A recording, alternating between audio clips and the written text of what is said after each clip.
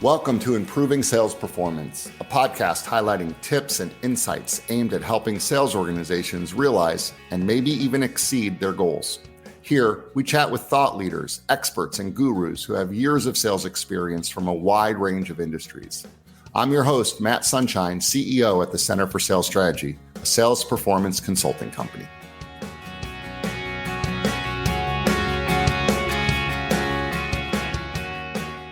In this episode, we're taking a look at how AI is supercharging CRMs and specifically exploring how HubSpot is transforming the way businesses manage customer relationships, sales processes, and marketing campaigns.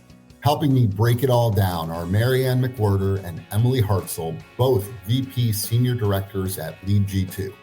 Maryanne and Emily offer so many awesome points to think about, like how HubSpot is not just a CRM, but a robust marketing tool that allows you to see every step that a customer has taken in their buying journey. How HubSpot's AI uses CRM data to craft tailored messages for personalized sales pitches. And finally, why, if you're not automating repeatable processes in your CRM, you're falling behind. With that, let's start the conversation.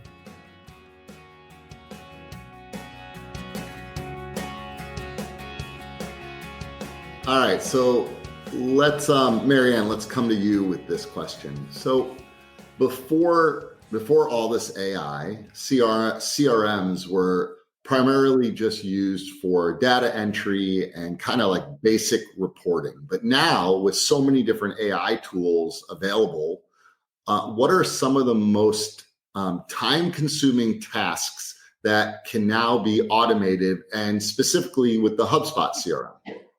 Yeah, because you could always, piecemeal and try lots of different AI tools, but HubSpot has a lot built in. So it eliminates the need to have to do that. So I'd say lead scoring is a big one that HubSpot has improved greatly upon just recently.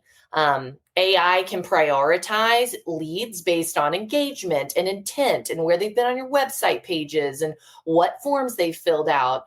And you don't have to go in and manually do it anymore. But I'd say there's a lot. Data cleanup, I know, is a big one, and HubSpot sells that kind of as an add-on. But if you have a really dirty database, you can do data cleanup all at once with AI. Content suggestions, creating content, generating blog ideas and email templates, just any type of content they would create in HubSpot. Yeah, I know AI touches everything. Some of the stuff you're doing with podcasting and creating blog posts. That's right. Just incredible.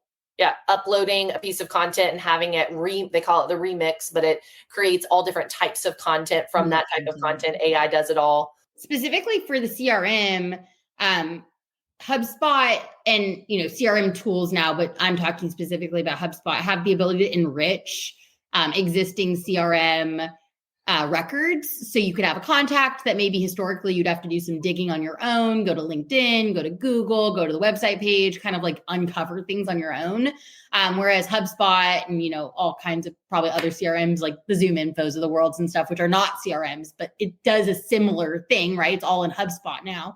But you can actually enrich the data. So it'll give you automatically like an org chart and, who maybe you don't have an email address and it adds the email, stuff like that will help kind of fill in the blanks.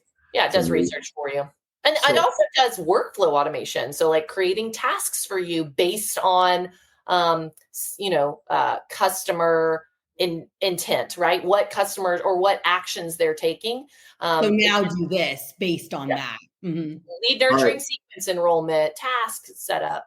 So maybe this question you've already answered this question, both of you kind of chiming in, but maybe not. So let me ask it this way, and Emily, I'll come to you with this. And even if you've already answered it, maybe answer it again in response to this question, because I think this would be a really important thing for people to distinguish, especially because perhaps many people listening to this are not CRM experts or CRM pros. Maybe they're early days into CRM, or they're just getting started, maybe even evaluating. So with AI has made personalizing customer interactions really easy. I hear you talking about it. What tools does HubSpot have to help you tailor like a marketing campaign or sales outreach with that? Yeah. Yeah. Okay. So let's first distinguish the difference between what a CRM is from like what a marketing tool would be. So HubSpot has it all, right? HubSpot has all of this in one place, which is why HubSpot is so attractive to businesses.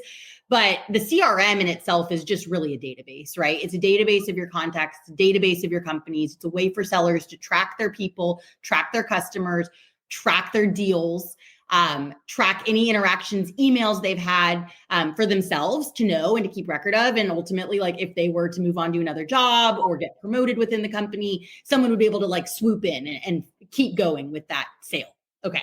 So the marketing hub and the content hub are layers of HubSpot that are in addition to the CRM. So now it's building off of this database of clients, of contacts, of companies, of sales qualified leads. It's building off of that. So the content hub uses AI. There's a lot of different ways it uses AI, but you can create AI blogs. So you could like give HubSpot a title and a couple of like quick bullet points or like a topic of what you wanted the blog to be about. We'll actually write a blog for you in like 2 minutes. It also has a case study feature where you can plug in some very small details about a client that you've had success with, and it will give you an entire case study. There's also the social media agent, which is inside of the marketing hub that you can actually plug in like what you want your brand tone and the audience to be, and it will actually create social media posts on your behalf for you. And you just go in and select the post you like and add it into your social calendar and move on with your day. So there's lots of really cool marketing tools. But why I wanted to distinguish the CRM from the marketing is because the marketing is a layer on top of the CRM that is an additional point of reference for sellers. So for example, if a seller is going after a sales qualified lead or there's a prospect in their pipeline and they're, looking at that record, they're able to see all of their interactions with that person, but they're also able to see all of the marketing interactions, right? So they can see every promo email, every social media post, what they've clicked on, where they've gone, any website page. So we call that like lead intelligence, but it's really just like a layer on the CRM that allows sellers to be able to see like what they're, if a prospect isn't buying a certain product from your business, but they're reading blogs about it on your website, like it gives sellers ammo to be able to say, oh, maybe I'm talking about the wrong things to them, or they're interested in this. So I hope that answered your question. Yeah. So I think I'm understanding. You got HubSpot, which is the name of a company. And then underneath the name of that company is several different products. One being a CRM, another one being a marketing automation tool, another one being a content creation tool, another one being a sales enablement tool, and another one being like a customer service. Yep. Yeah. Okay. Got it. And those aren't the real names, but that's generally what close they enough. do. Yeah. Hub, sales hub, content hub. Right. But I'm trying to speak in like layman's terms here. Layman's terms as possible, so that we don't get caught up in thinking, oh, well, I got HubSpot, that means I have this or I have that. You have HubSpot means that you have an Amazon account, right? It doesn't mean that you're taking advantage of everything that Amazon has to offer. It just means that you do business with Amazon. Right. HubSpot's the same way. You could be doing marketing and not be taking advantage of the CRM, or you could be taking advantage of the CRM and not do marketing and or the sales tools or any of it. Got it. So Maryanne, how can HubSpot's AI products help sales teams be more efficient and effective? Okay. Let me go deeper. Can you discuss or describe the role AI plays in generating personalized presentations, or identifying upsell opportunities, or improving forecasting? Yes. So it does all of those things. And I feel like the way you just asked that question, back to I liked the Amazon metaphor there. But now you're asking, what does Sales Hub offer and how is AI a part of Sales Hub? So like functioning words that we're using for what's in HubSpot, that's really the question. And yes, I mean, overall, what it's doing is it's eliminating the guesswork. AI is allowing sales teams to let their salespeople focus on building those relationships and closing deals faster. Now, Sales Hub without AI already had a lot of tools to help you do that. And AI has just improved the speed. So the sales forecasting is really cool. So AI improves the accuracy by looking back at historical trends. What has happened with that specific salesperson's history of interactions with contacts in the database before they turn into closed won deals. It looks at your pipeline health, how things are moving, how things aren't moving, why. It even looks at market conditions, if you tell it your industry. So it can really provide a lot of insights. AI can really help those revenue projections be even more on point.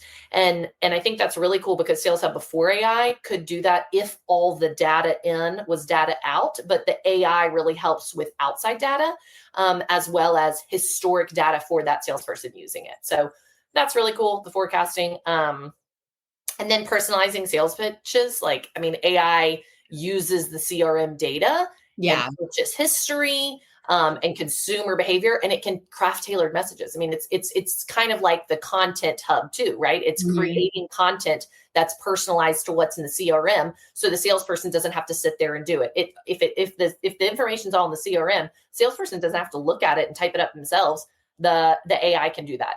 Part of the Sales Hub is the prospecting agent. So I know I mentioned like the social media agent. There's the prospecting agent, which is inside of Sales Hub. And it's still in beta. So some companies, you could enroll in the beta and you might still not be accepted. It's going to take some time to roll out. But we got early access to it and I've started kind of like playing around with it. And I was testing it the other week and I was just so fascinated because you can take a prospect and enroll it. So you actually have to enroll it in the prospecting agent. And when you do that, you tell it, you can actually have it go like autopilot, which I haven't yet, but you could say like, go for it, agent, you prospect for me. But I didn't have it do that. And instead I said, I'd like to send X number of emails over X period of time. And I'd like you to send them. So then it scans. So it takes about 2 or 3 minutes after you enroll someone. It scans everything that's ever happened with that. So they look at every single deal ever, every single meeting you've ever had. And it actually lays out like all the facts and bullet points. And then you approve the facts. So you're like, yes, that is the facts.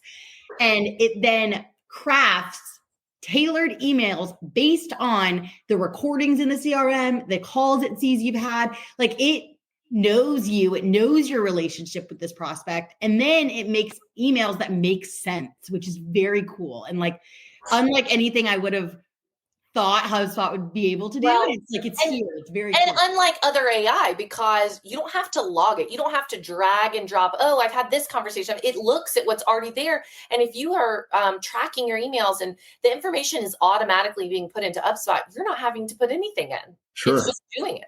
Right. It's really amazing. All right, switching subjects a little bit. And I guess Emily will come to you for this one.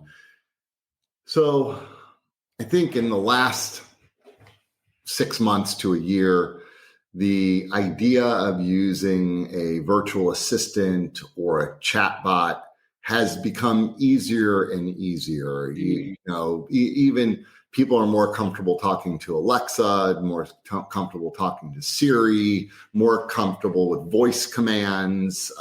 Even when you go on someone's website, chatting with, the experience is getting better and better, as we all know. Okay, So with that, can you talk about specifically the potential that the AI-powered chatbots and the AI-powered virtual assistants and sentiment analysis tools, how those are impacting the way we deal with customer satisfaction? Yeah, I think it's a really good question. And I think one thing that it makes me think about is just, historically, it's been a bit difficult to like prior to AI, prior to the ability to have a big knowledge base where it's pulling actual information from, and it's felt a little like a tedious task to get your questions answered or to actually speak with a person, or like as soon as it's an automated message or whatever, that it's not going to be the information you need. And I feel like AI is really changing that. I know we're talking a lot about HubSpot, but I'll speak specifically to their service hub and their ability to build out a knowledge base, because I think it's really cool. You can now have like layered knowledge that you can provide AI chatbots that will give as close to a human-like answer as possible. And then the chatbot will actually have a human-like conversation with someone. So it doesn't feel like they're not really answering your question, but it's the chatbot's giving you the best it can get based on the, nothing it has. Yeah.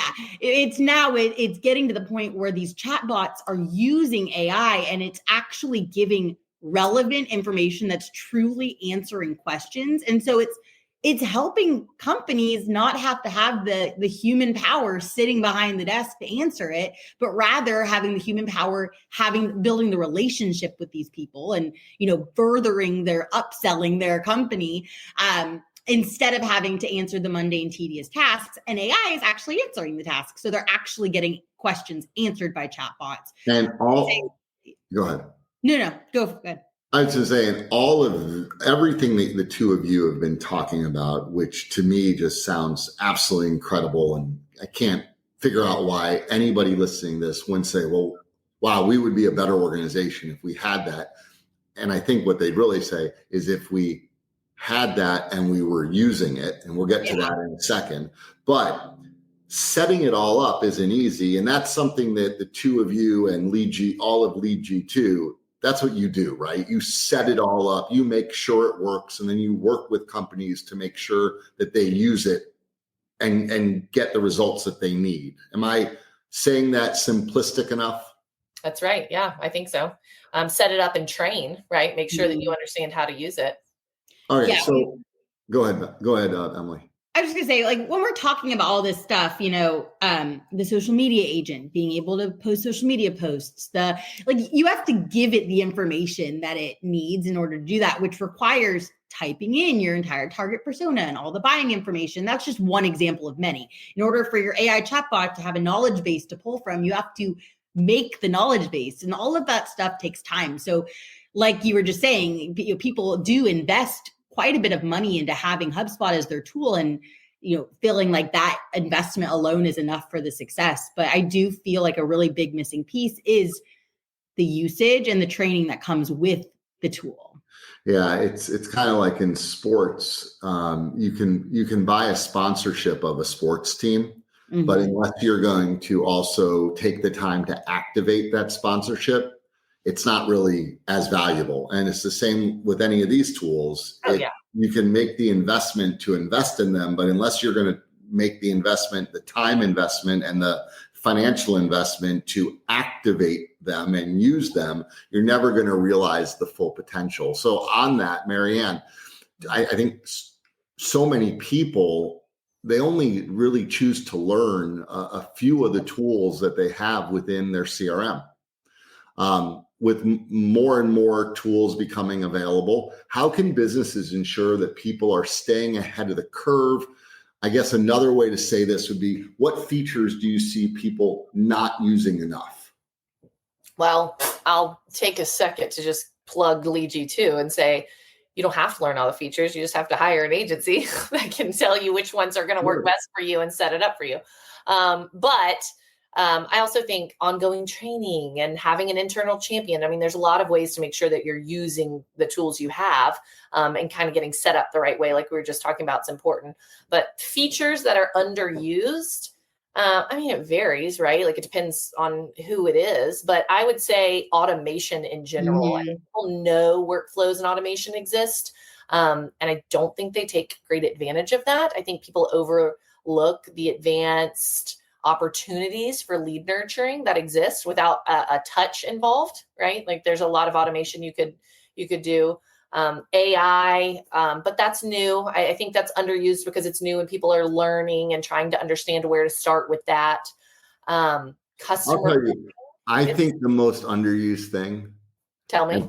Is that, you know how you can save your proposal as a link? Documents. Yeah. The documents tool. Yeah, that's in sales.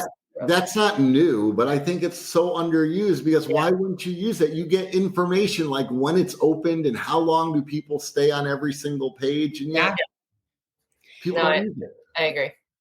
We have a seller at Lead G2 he's actually about to celebrate 10 years here. And he was telling me the other day about sequences, that he feels like even when he's out of office, because he's very good at sequences, he's very diligent in enrolling people in sequences. And he said, even when I'm out of office, even when I'm not paying attention to my computer, I always feel like I have air coverage. Like I'm always like there. And he said, and all of my sequences have my meeting link. So he said the best feeling is sitting down at my desk in the morning and having a meeting booked with someone who I've never met before, but I've been emailing for years. Like I've just been sending them emails and I have a meeting booked. And I just thought that was really cool, like a good way of saying that. And I agree with Maryanne, like, I don't think sequences are as utilized as they should be. And I think it's exactly what you were just saying too, with like layering the documents and layering in the meeting links and like having your automated emails be good automated emails, like not just like a one sequences along with the calendar link. Huge. Attach a document in there too. See if they click on it. Like all of these things together are really what makes sequences even better. But we can have a whole episode about the like underutilized features of HubSpot, Matt. I mean, that would actually be a really good episode to do. Is the most underused that could deliver the greatest ROI. We need to poll our consultants too, because we all see little different peaks into different. We can come up with like the top 5, the top 5 most underused, underappreciated, underrecognized HubSpot tools that everyone should be using because they're just there. All right. Question. AI. We've been talking a lot about it. Mm-hmm. And AI is awesome, but human intuition is awesome too. And creativity is awesome as well. And I think it's important that it remains and it doesn't go anywhere. So Emily, how can businesses strike the right balance between AI and human involvement, specifically with the CRM? Yeah. I believe firmly that AI should help with tasks that are like administrative tasks that will take you time and energy that are not things that you need to do manually anymore. So like building you a list or separating a list of your prospects and putting it into alphabetical order or things like that like historically would have taken a long time. Using AI to speed up your process, to allow you to go do other things. I think that is the beauty of AI. And I also feel like when we enroll people in these like automated AI sequences and stuff like that, like you still need to call them. Like you still need to like pick up the phone and call too. Like you still have to like go and meet them or put on, screen share with your proposal, or like you still have to have those moments of relationship and building trust that AI just will never be able to do. But you can work smarter, getting people in your queue, on your calendar, and then use your relationship building and your, stellar personality to get that deal to the close. It's the people who are the most afraid, the salespeople who are the most afraid of AI that need it the most, because it allows them to spend more time building relationships and less time poking around on HubSpot, trying to form a list of everybody who has filled out a form on this page in the past 2 months, and they don't know what to select to build that. And AI does it for them, right? Like those are the people who it's the impatient, not really wanting to spend a lot of time with their computer salesperson, which is, Matt, what percentage of salespeople? Most. As the expression goes, AI won't replace people. People that use AI effectively will replace people. They don't. Yeah, absolutely.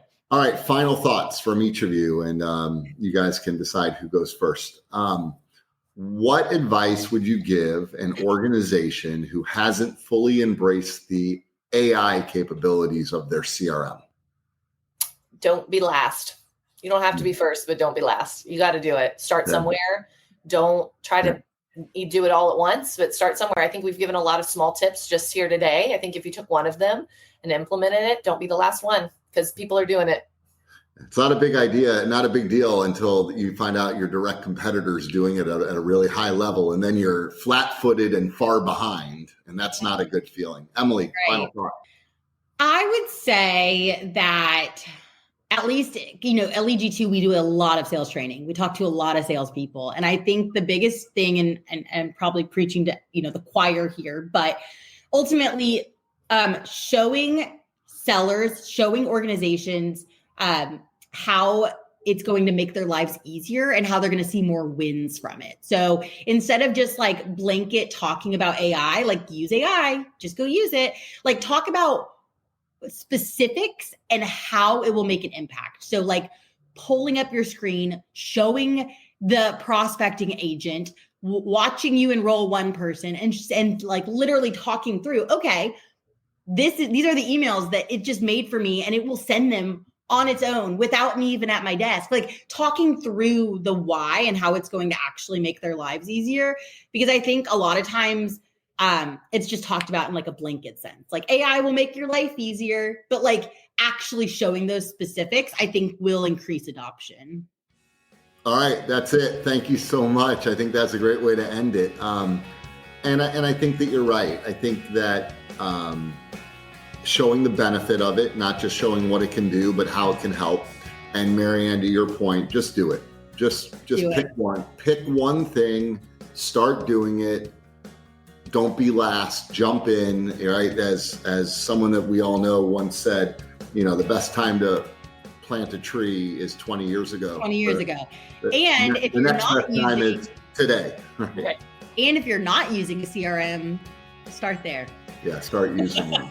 All right, Emily, Maryanne, thank you so much for joining us today. I know that there'll be people that want to get a hold of you or do some follow-up Q&A with you. I will drop your LinkedIn connections in the show notes. And I know you're both very accessible on LinkedIn, as you're on there a lot. And we thank everyone for joining the show today and look forward to you joining other and future broadcasts, future episodes of the Improving Sales Performance podcast. Thank you so much. Thanks for having us. Matt. This has been Improving Sales Performance. Thanks for listening. If you like what you heard, join us every week by clicking the subscribe button. For more on the topics covered in the show, visit our website, thecenterforsalesstrategy.com. There, you can find helpful resources and content aimed at improving your sales performance.